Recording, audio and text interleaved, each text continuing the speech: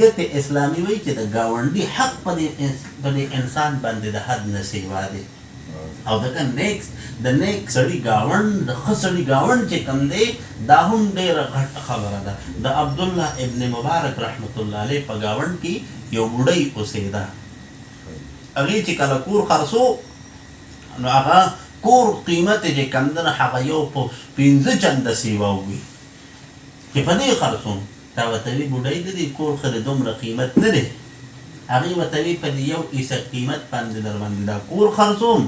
او په دې 4 حصه قیمت باندې در باندې د عبدالله ابن مبارک غونته کې د نیکو خلکو ګاونډ خرڅوم نو ګورې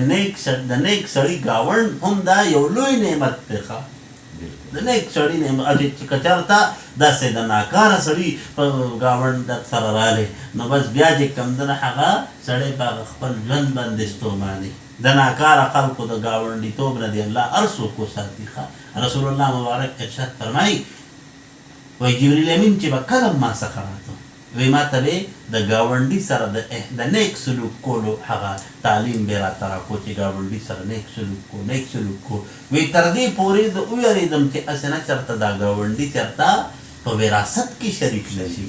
چېرته دا راته ونه وایي چې د ګاونډي دپاره په وراثت کې حصه ده نو خو لیکن د ګاونډي ډېر خیال ساتل پکار دی صحیح شوه جي